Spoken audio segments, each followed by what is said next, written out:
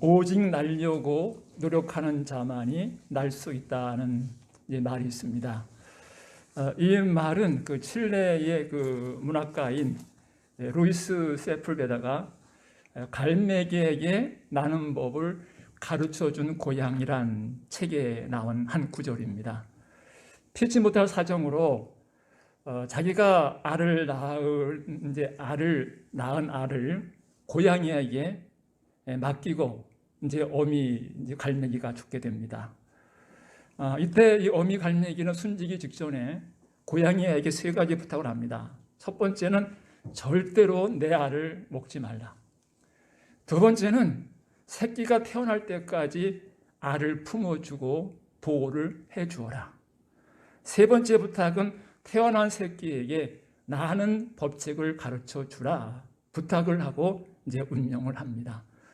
부탁을 받은 고양이는 인간의 눈을 피해 갈매기를 알을 품고 멀지 않아서 부활을 합니다. 부활한 그 아기 갈매기에게 그가 좋아하는 먹이를 물어다 줍니다. 문제는 나는 법을 가르쳐 주는 겁니다. 고양이는 생전가야 뛰긴 했어도 나는 법을 몰라서, 그래서 인간들이 만들어 놓은 백과사전을 연구하면서 어떻게 하면 저 갈매기로 하여금 날게 할까, 그런 내용이 바로 이 책입니다. 특별히 이 작가에서 이 글에서 오직 날려고 노력하는 자만이 날 수 있다, 말한 이유가 있습니다. 갈매기 새끼로 태어난다고 해서 나는 법을 가르쳐주지 않는다고 하면 그 갈매기는 날 수가 없다는 겁니다. 어떤 어미든 새끼가 태어나면 그 새끼 날 수 있도록 훈련을 시켜서 그 갈매기들이 날 수가 있다는 겁니다. 마찬가지로 우리 인간들도 자기 자신 안에 가능성이 있어도 그 가능성을 가지고 노력을 안 한다고 하면 결코 사람다운 가치 있는 삶을 살 수가 없다는 것입니다. 내 마음속에 꿈이 있고 또 이상이 있고 소망이 있어도 그것을 향해서 이루고자 열심히 노력할 때 노력한 이상의 큰 효과를 거둘 수가 있다는 것입니다. 그만큼 이 노력을 하지 않고 힘쓰지 않고서는 이룰 수 있는 것이 그리 많지가 않은 것입니다. 어떠한 그 꿈을 꾸고 소망을 갖고 살 때 인간만이 소망을 가질 수가 있고 또 사람만이 희망을 가질 수 있다는 것은 큰 축복인 것입니다. 오늘 본문 말씀해 보시면 사도 바울의 아주 원대한 꿈, 간절한 소망을 품고 있습니다. 12절 말씀에 그것을 잡으려고 달려간다. 또 13절 말씀에 앞에 있는 것을 잡으려고, 14절 말씀에 표대를 향해서 부르의 상을 위해서 달려가노라 라고 고백합니다. 바울의 분명한 목적, 분명한 꿈을 고백하고 있는 것입니다. 바울은 당시 빌립보서 3장에서 아주 중요한 말씀을 합니다. 1절에서 11절까지 육체를 신뢰하는 율법주의자들을 조심하라 라고 말합니다. 예수님은 의지하지 아니하고 율법을 의지하고 전통을 의지하고 또 할례받는 것을 자랑 삼아 말하는 사람들을 조심하라, 경계하라 라고 말씀합니다. 이어서 본문에 속해 있는 12절 이후부터 반도덕주의자들, 이 사람들을 경계하라고 합니다. 여기서 반도덕주의자들은 바리새인들을 말합니다. 이 바리새인들은 자신의 육체를 신뢰합니다. 자신의 육체를 믿습니다. 금식을 하고 할례를 받았기 때문에 우리는 더 이상 노력할 것이 없다. 우리가 금식함으로 또 할례 받음으로 인해서 우리는 다 구원받은 백성이고 아브라함의 후손들이다. 당연히 우리는 구원받은 백성이다 하면서 스스로 자처를 했는데 그 사람들을 주의하라고 사도 바울이 권면하고 있습니다. 그러나 바울은 본문에서 이 빌립보 교회 성도들에게 자신을 비유합니다.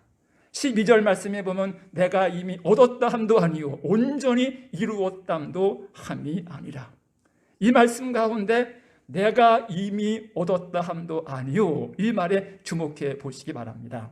이 말은 사도 바울이 다메섹 도상으로 가다가 간 이유는 예수 믿는 사람들을 색출하기 위해서, 예수님 믿는 사람들을 잡으러 가기 위해서 다메섹으로 향하다가 거기서 예수님을 만나지 않습니까? 거기서 강한 빛을 통해서 눈이 실명하기도 하고 그 다메섹 도상에서 예수님의 부름을 받고 구원받는 큰 은혜를 이 다메섹 도상에서 경험을 하게 됩니다. 하지만 사도 바울은 성 빌립보 성도들에게 내가 다메섹 도상에서 예수를 만났다고 해서 높은 믿음의 경지에 오른 것이 아니다 라고 고백합니다. 내가 이미 얻었다 함도 아니요. 이 말은 사도 바울이 자신의 구원받은 것을 부정하는 것이 아닙니다. 단 예수 그리스도를 닮아가는 데 있어서 난 아직 멀었다. 아직 예수님의 성품 닮기가 아직 멀었고 예수님처럼 살 수 있는 자격이 아직까지도 없다 하면서 자기 자신을 겸손하게, 자기 자신을 낮추는 그 아름다운 그 모습을 보게 됩니다. 사도 바울은 겸손함이 있었습니다. 사도 바울이 이 빌립보서를 쓸 때 사도 바울은 빌립보 감옥에서 빌립보 교회를 향해서 이 말씀을 기록하고 있습니다. 이 감옥은 누군가가 꺼내 주어야 나올 수 있는 깊은 감옥입니다.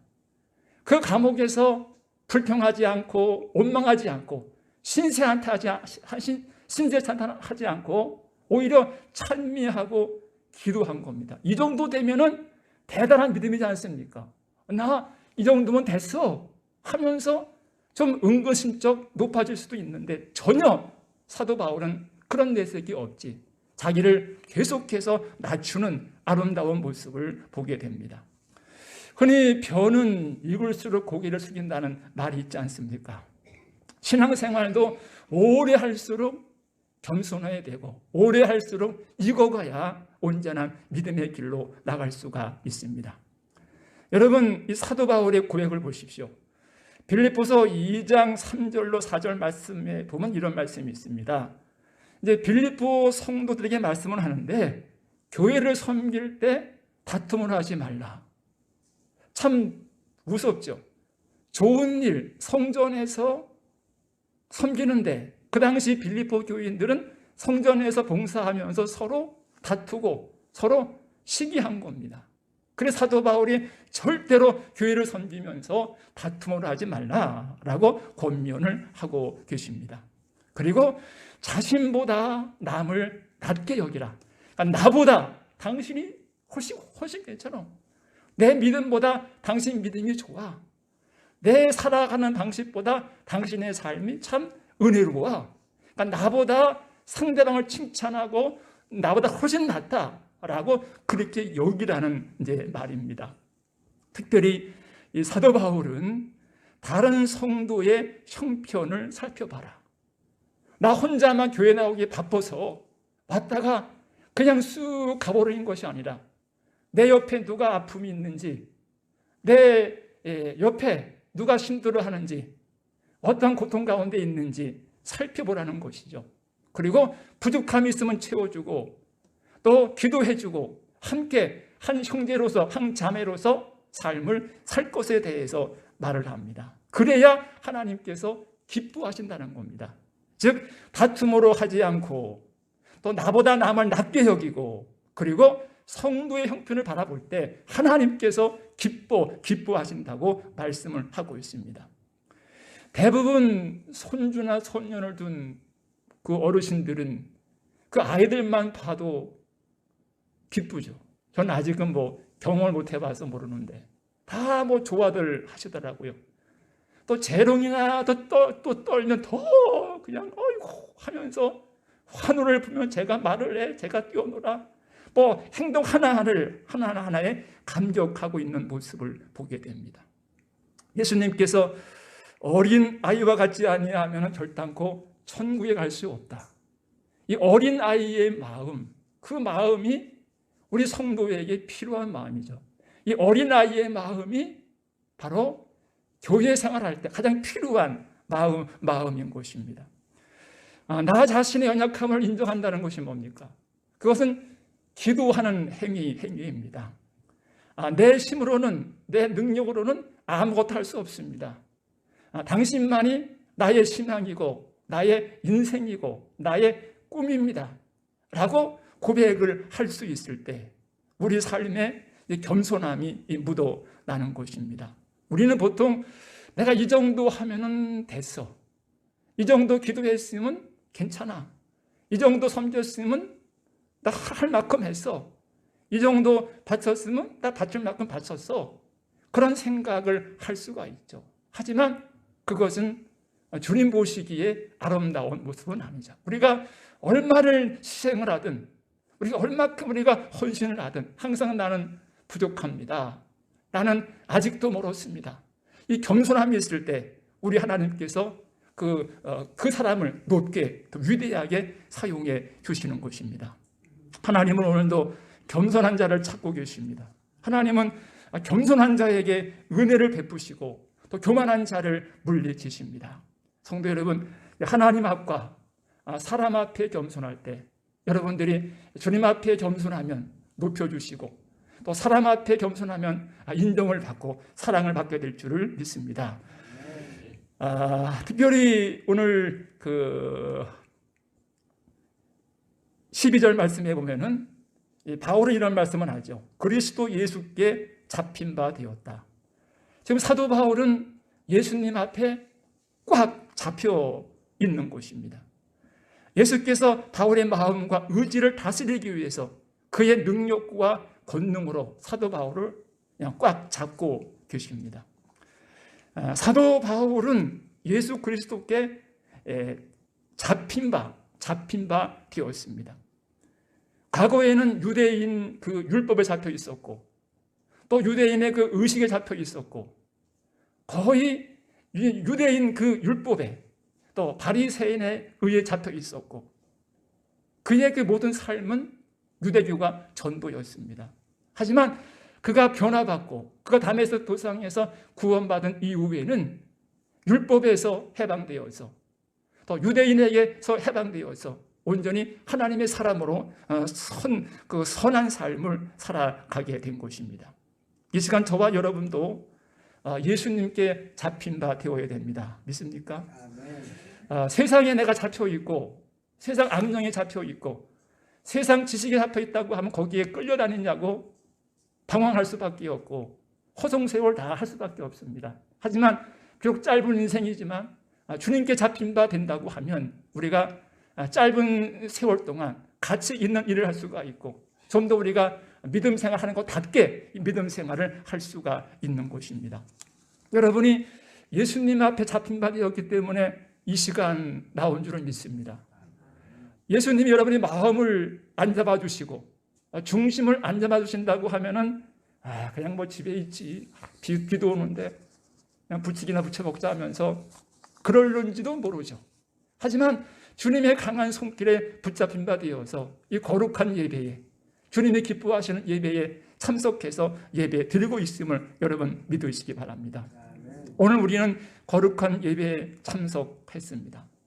이런 말씀이 있죠. 성령께서 이끌지 아니하고 주 앞에 나올 자 없다고. 그만큼 여러분들은 성령께서 붙잡힌 바 되어서 또 이끌려서 이 시간 이곳에 나와서 예배를 드리고 있는 것입니다. 사도 바울은 충신 다윗, 자기의 사위죠. 또 아들의 또 친구입니다. 10년 세월 다윗을 죽이려고 추격을 하지 않습니까? 결국은 다윗을 해하지 못하고 본인이 스스로 목숨을 끊는 비참한 치유를 맞이합니다. 그만큼 이 악한 영에 악령에 사로잡히니까 자기도 모르게 다윗을 미워하고 사람을 시기하고 질투를 하게 되었던 것입니다. 반대로 주의 영이 성령이 임하시면 우리 삶에 변화가 옵니다. 아무리 악한 죄인일지라도 그 마음 가운데 주의 영이 임하시면 온순한 사람이 되어서 하나님 보시기에 아름답고 위대한 일을 해나갈 수가 있습니다. 다윗은 어린아이였습니다. 부모에게도 사랑받지 못하고 형제들에게도 왕따당하는 정말로 그렇게 큰 부각을 나타나지 않은 한 어린아이였습니다. 하지만 그에게 주의 영이 임하니까 큰 일을 하지 않습니까? 위대한 일을 업적을 남긴 왕이 되지 않았습니까? 여러분, 꼭 어떤 세상 잡것에, 세상 어떤 주의에, 세상 사장에 잡힌 것이 아니라 항상 주님 말씀에 잡혀서, 주님 손에 잡혀서 남은 여생 사셔서 늘 승리의 그 함성을 부르는 놀라운 역사가 있기를 바라겠습니다. 그러면 사도 바울이 그리스도 예수께 잡힌 바 된 이유가 있습니다. 12절 말씀해 보시면 그것을 잡으려고 달려간다. 여기서 그것은 두 가지인데 첫 번째는 구원의 완성을 가리킵니다. 저와 여러분들이 예수님께 잡힌 바 되었습니다. 잡힌 바 된 자로서 가만히 머물러 있으면 안 됩니다. 항상 예수님을 의지하고 예수님을 향해서 달려가는 그 믿음이 우리 가운데 있어야 됩니다. 그래야 우리가 구원의 완성에 이르는 그러한 축복에 이르게 되는 것입니다. 믿음 생활하면서 참고 인내한다는 것 대단히 중요하지 않습니까? 우리가 주님 앞에 가는 날까지 언제 주께서 오실런지 알 수 없지만 구원받는 그날까지 항상 앞으로 전진해 나가야 우리가 주님 앞에 갔을 때 온전한 구원을 받게 됩니다. 믿다가 힘들다고 낙심하고 또 어렵다고 주춤한다고 하면은 그만큼 주님께 갈 날이 점점 멀어질 수밖에 없다는 사실을 말씀해 주고 있습니다. 우리가 달려갈 때 무엇을 바라보아야겠습니까? 14절 말씀해 보면 표대를 향하여, 한번 따라 하실래요? 표대를 향하여. 아마 군복무를 맡으신 분들은 아마 아실 겁니다. 0.4격이라고. 이 0.4격은 소총을 자신의 눈높이에 맞게 조절하기 위해서 사격을 하는 겁니다. 여기서 이 표대는 보이는 원거리 표적, 즉 시야에 있는 목표물을 뜻합니다. 그러면 표대의 뜻인 이 표적과 목표는 무엇을 의미하겠습니까? 첫 번째는 예수님을 의미합니다.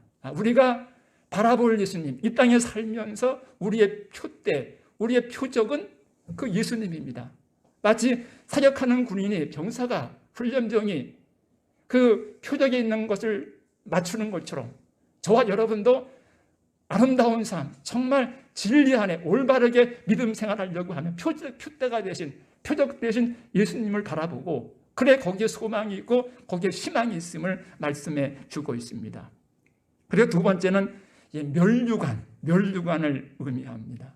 이 멸류관은 우리가 주님 앞에 갔을 때 잘했다고 예수 믿는 사람은 누구나 그 생명의 멸류관을 이제 씌워 주시게 됩니다.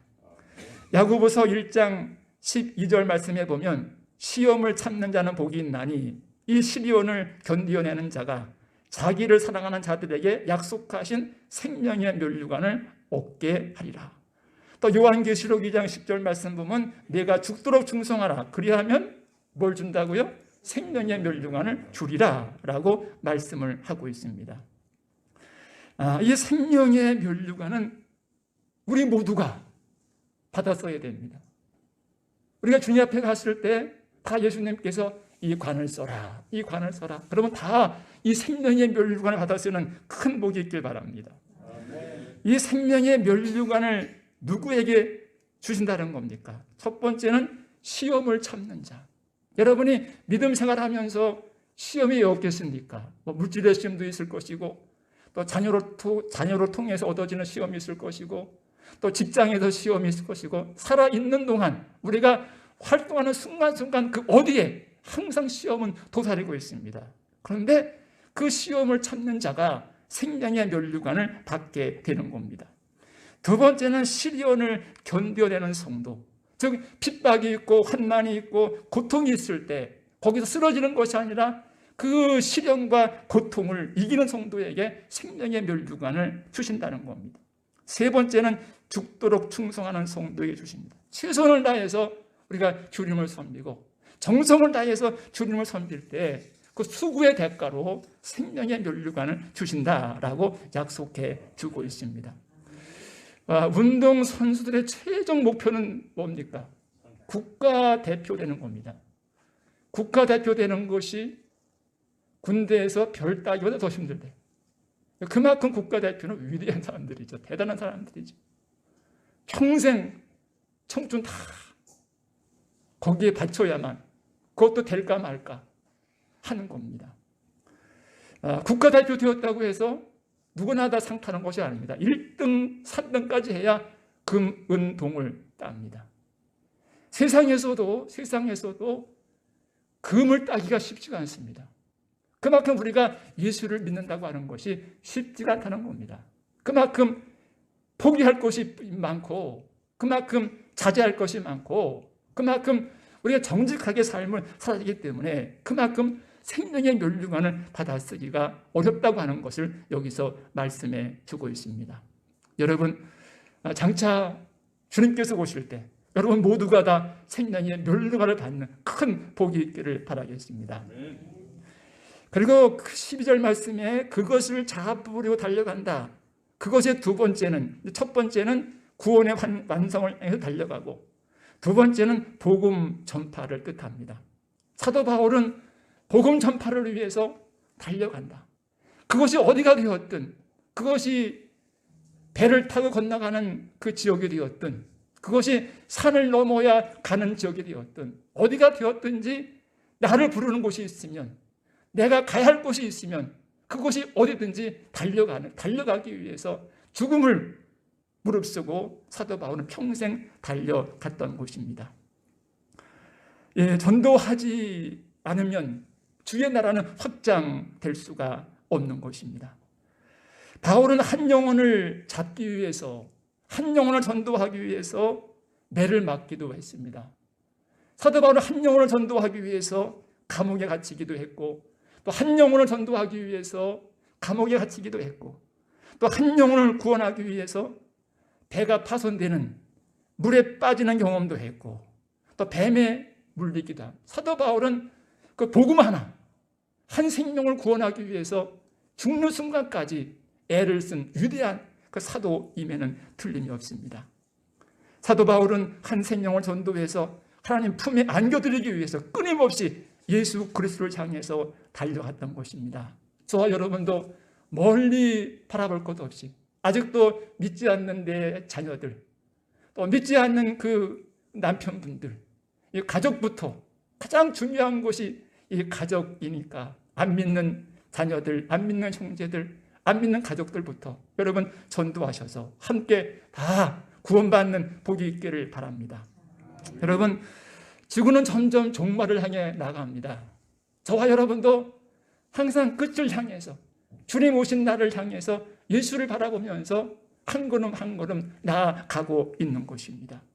문제는 이 남은 시간, 나를 구원해 주시고 나를 죄악 가운데 구원해 주신 그 예수를 위해서 우리가 할 수 있는 것은 매일 최선을 다하면서, 또 주신 그 시간을 쪼개서 몸된 교회를 섬기면서 또 전도하면서 나아가는 길입니다. 특별히 이 표대이신 그 예수님, 여러분 삶의 표대가 뭡니까? 물질입니까? 아니면 자녀입니까? 아니면 직장입니까?